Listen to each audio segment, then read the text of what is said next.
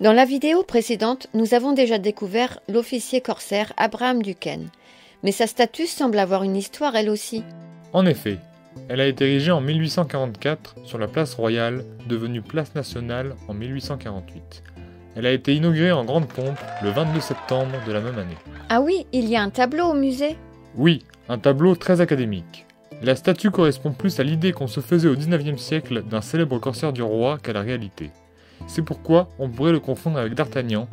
Tel Duquesne, ce dernier servit aussi Louis XIV, et, comme lui, il a été glorifié en 1844 dans un roman d'Alexandre Dumas. On ignore d'ailleurs la physionomie exacte d'Abraham Duquesne. C'est vrai qu'en France, à cette époque, on aimait célébrer les grands hommes qui pouvaient servir de modèle. Nous connaissons désormais la statue et les victoires du marin diepois.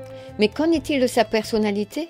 Je vais vous en dire davantage. Marin exceptionnel, Duquesne reste néanmoins un homme qui n'oublie jamais ses propres intérêts. C'est pourquoi, bien qu'il soit français, il a servi d'autres États, la Suède, protestante par exemple. Petite remarque, il a travaillé successivement pour Louis XIV et Christine de Suède, pour revenir ensuite à la cour de France. Il veillait aussi à ses intérêts pécuniaires.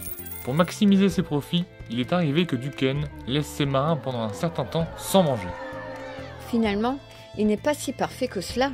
Il ne pensait vraiment qu'à lui, ni à son pays, ce qui est étrange pour un militaire, ni à qui que ce soit d'autre d'ailleurs. Il faut se replacer dans le contexte de l'époque.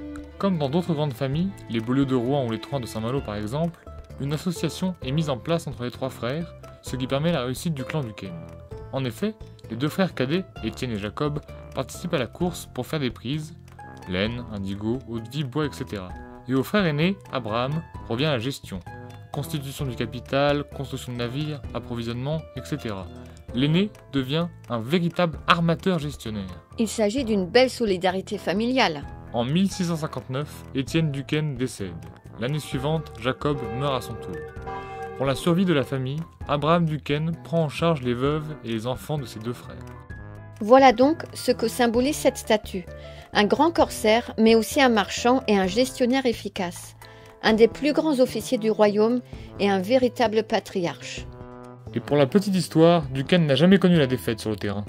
C'est donc perché sur ce grand officier, ce corsaire redoutable, que les goélands montent la garde sur la place nationale.